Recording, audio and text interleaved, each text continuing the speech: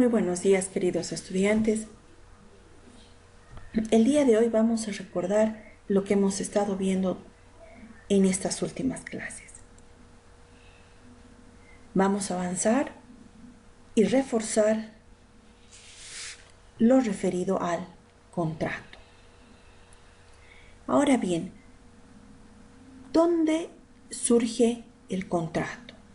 Como habíamos visto y habíamos aclarado, el contrato surge en Roma con el Corpus Juris Civilis de Justiniano y refiere que hay contrato donde existe el cambio de una prestación por una promesa.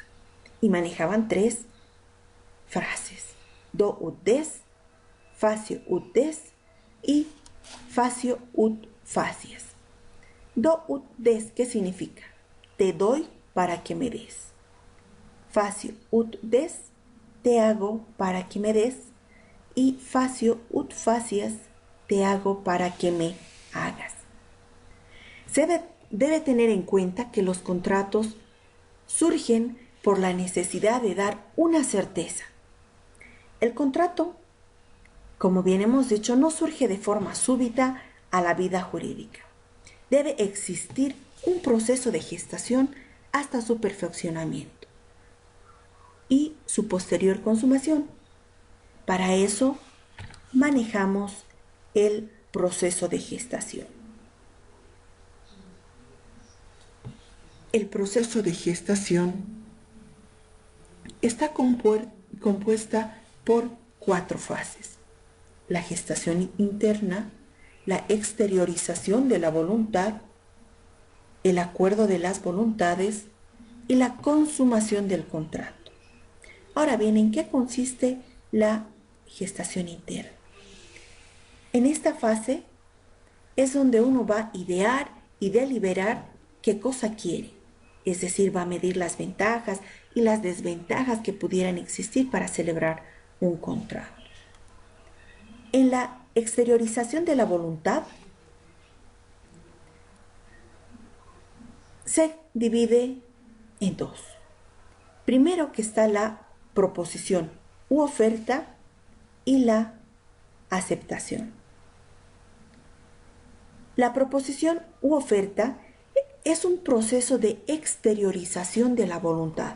Es unilateral y recepticia. Habíamos dicho que es un acto unilateral que no obliga a la otra parte, pero sí tenemos que tener en cuenta que para que la oferta sea válida, debe ser recepticia y autosuficiente. ¿Por qué es recepticia? Porque debe tener destinatarios, y autosuficiente porque debe contener todas las condiciones o cláusulas principales para el futuro contrato. De esto, nuestra normativa civil hace tuición a partir del artículo 460 del Código Civil. Ahora, ¿qué es el oferente?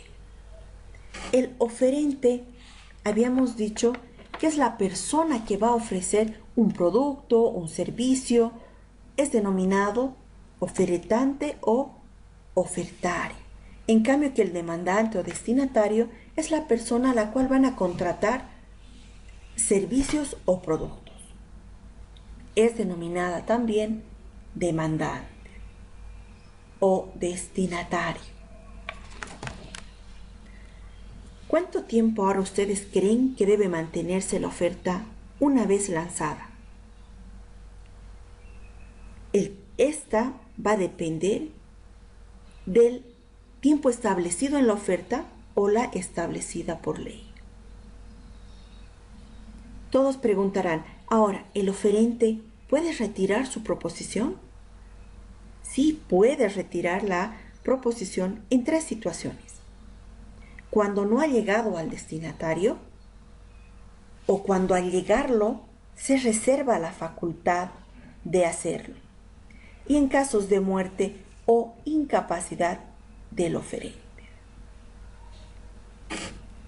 Ahora bien, ¿en qué consiste la aceptación? La aceptación es la adhesión del destinatario a la oferta sin modificación alguna. La aceptación puede ser revocada, como nos menciona el artículo 458 en su numeral tercero del Código Civil. De igual forma, la aceptación se puede retirar antes que llegue al conocimiento del oferente. Tenemos que tener muy en cuenta, y es pregunta de examen, que la aceptación que va a introducir cambios en la oferta se considera como nueva oferta, tal cual prevé el artículo 456 del Código Civil. Ahora bien, pasemos a ver en qué consiste este acuerdo de voluntades.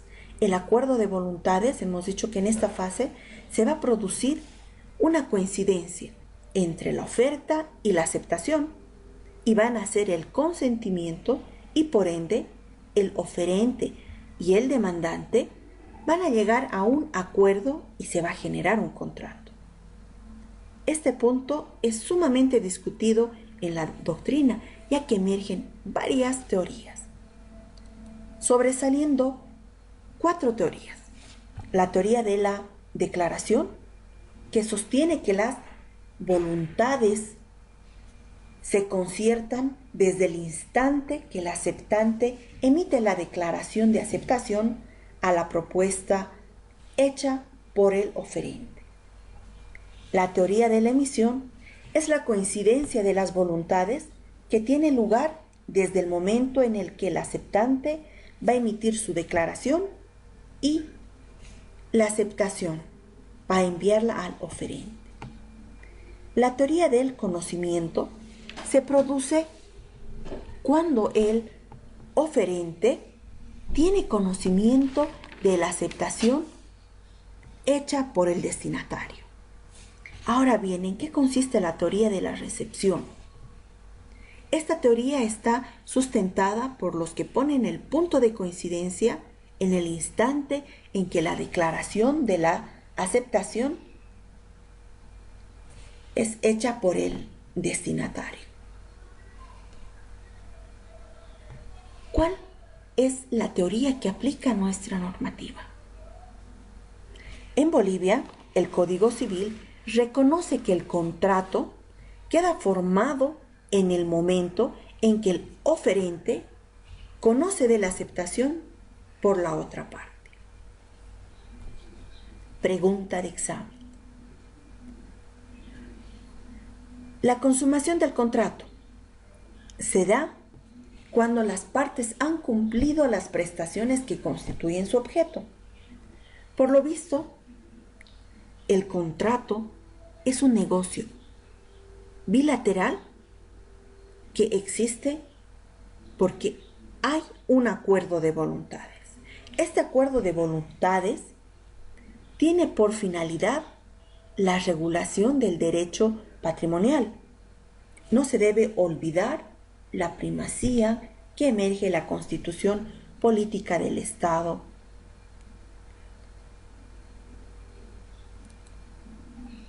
Pues ahora bien, ¿en qué consiste un contrato? El contrato es una de las instituciones esenciales de la sociedad. Las personas van a satisfacer las necesidades individuales o colectivas a través de este intercambio de bienes y servicios. Va a utilizar el contrato para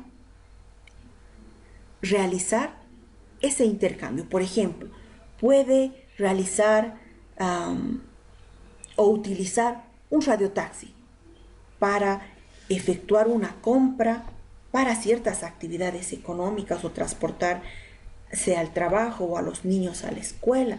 Entonces, ahí hay un contrato. Este contrato puede ser oral o escrito entre las partes que van a aceptar ciertas obligaciones y derechos sobre una materia. ¿Qué es el contrato? Pregunta de examen. Fácil. Se van a acordar de su número 4. Ya les había explicado en la clase cuál era la terminología que estudiaban los estudiantes cuando estaban alejadas las parejas, ¿verdad? Se van a acordar de ese cuento que hemos hecho en la aula. ¿Se acuerdan del 4? Luego viene el 5 y aumentan un 0. El artículo 450 nos establece y nos indica que 2 o más personas se ponen de acuerdo para constituir, modificar o extinguir una relación jurídica. Cabanelas nos menciona que es un acuerdo de voluntades entre 2 o más personas que manifiestan en forma legal y que tiene por objeto la creación, modificación o extinción de una relación jurídica. Otros indican que es una convención jurídica manifestada en forma legal por virtud de la cual una persona que se obliga a favor de otra o varias a el cumplimiento de una obligación de dar, hacer y no hacer.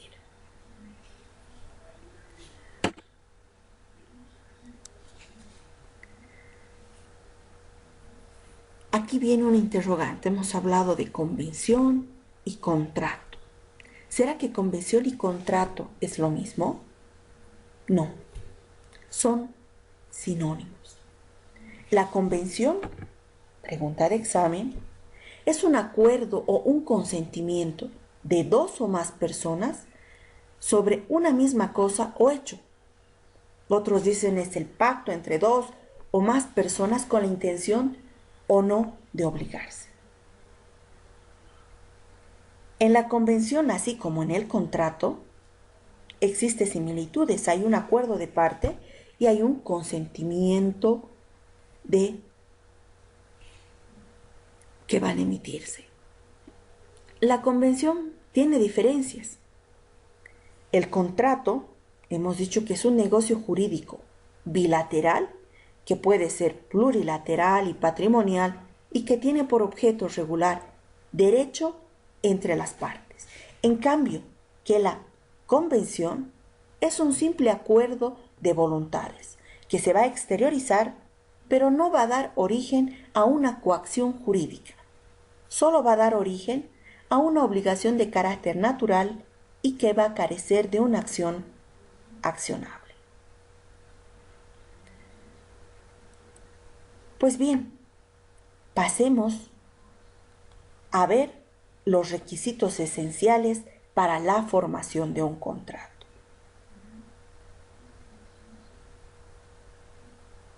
El contrato necesita 4 requisitos esenciales.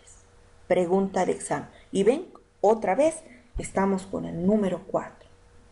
El consentimiento de las partes, el objeto, la causa y la forma.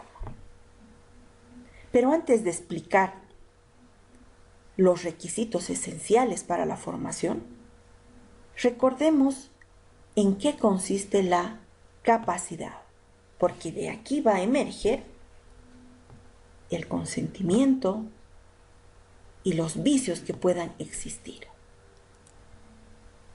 El artículo 452 omite como elemento esencial, pero la doctrina y la jurisprudencia la reconocen como un elemento para su formación.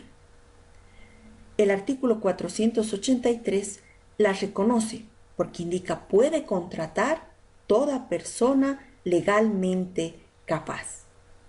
La capacidad no es nada más que la aptitud para ser titular de derechos, ejercitarlos y contraer obligaciones. La capacidad va a expresar 2 aspectos. Primero va a estar la idoneidad que está establecida por ley para que una persona sea titular de derechos, llamada personalidad jurídica, y cuando está expuesta por la ley para que la persona pueda ejercitar sus derechos. De aquí es que surge la división de la capacidad. Pregunta de examen: la capacidad jurídica y la capacidad de obrar. ¿En qué consiste la capacidad jurídica? La capacidad jurídica es aquella que nos permite ser sujetos de derecho y obligaciones. Por ejemplo, un niño puede ser beneficiario de la compra de una casa o ser titular de una cuenta de banco. Esta capacidad se obtiene con el nacimiento y se mantiene por el largo de la vida, tal cual nos habla el artículo 3 del Código Civil. En cambio, que en la capacidad de obrar es aquella que nos va a permitir realizar todo tipo de actos y estos van a poder surtir los efectos legales previstos.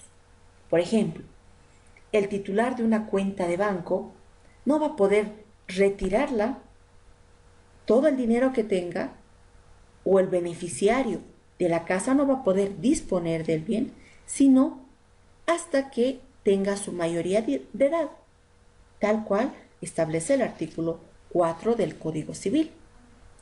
Y con relación a la capacidad, el artículo 29 del Código Procesal Civil también hace referencia. No debemos olvidar que la mayoría de edad se adquiere a los 18 años.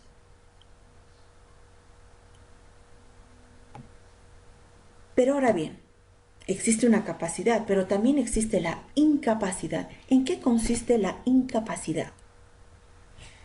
La incapacidad va a ser lo contrario a la capacidad. Es una falta de idoneidad o aptitud legal para ser titular o adquirir derechos y ejercitarlos, adquiriendo obligaciones.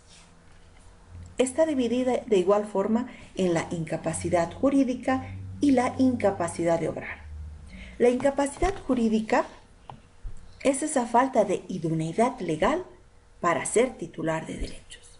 Es decir, no pueden gozar de un determinado derecho. En cambio, que en la incapacidad de obrar, si la ley bien les ha dado esa capacidad o ese derecho, les va a privar de ejercer. Por ejemplo, la minoría de edad. Para ello, revisen el artículo 5 del Código Civil, ya que existen ciertos requisitos. Para contratar, cuando nos referimos a la capacidad, debemos tener en cuenta lo establecido en el 484 del Código Civil, ya que nos menciona no ser menores de edad, tampoco interdictos. Y en caso de la representación, se debe justificar la calidad y sus facultades para que no se excedan de los actos. Pues ahora bien, retomemos el tema de la capacidad y los requisitos del contrato.